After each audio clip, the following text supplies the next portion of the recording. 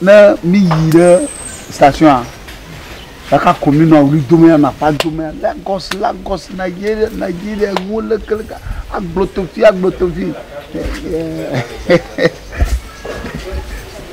Hey, boy ida. Church ko mi gbo so ye.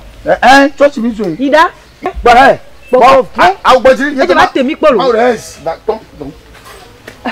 Brother can be blend be church ko mi gbo so ya la. Yeah. Na numero wa. Nyem danao. Awla numero la. Nyem li danao. Ari abe mala maga mainu. Ha? Numero la be nyem li danao. Me le ni to ma yo elo. Yi church pa mi. Numero nyale fun. Aw ni te ja yo lo. Ni te ja yo me ka se nkola, Tia. Le gba titi ma pa. Ele church pa mi. Aw maga mainu na mo. Na no numero ko ma ko number la, number. Obo me ya na o. Obo me ya na o. Ada number for say. E for sure. Mo wa for say. Ri me ya na o hu na ngagbo me ya no kwase. Agba joyi. Sia. Ebi ma popo fo vie lo. Jo maglene. Popo fo la temi po la. Popo fo toto. Ko so fi je ko a. E ko ba le be bi o. Enyaga. Numero ya makuna ma. Di kubana nto. Numero ko di makuna ma. Nyem da so now. Anya amuso. Basinesi.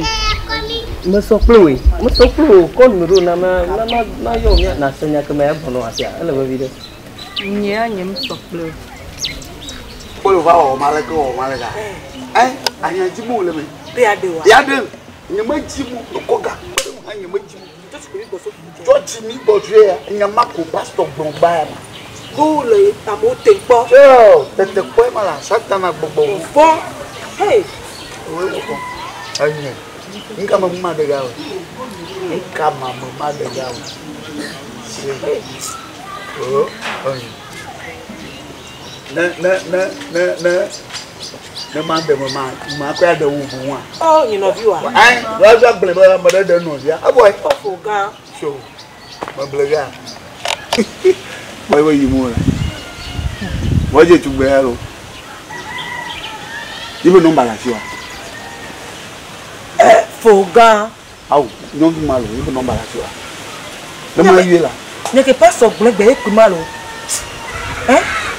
Nyado tutu ko mi gbo so ya ile mama. Nyado bo ma yue ma ble be never church. Never nyado church no apon kun te bo. Enka yo kele ye me gbo na se ko. E ba le be no ba bia mo.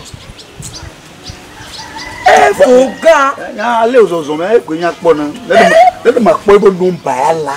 Oh. Hallelujah. Hey, Foga. Cho, mo ble ga. Pa bo no ba. Ko kama voi. Foga nyama jidi kile ka.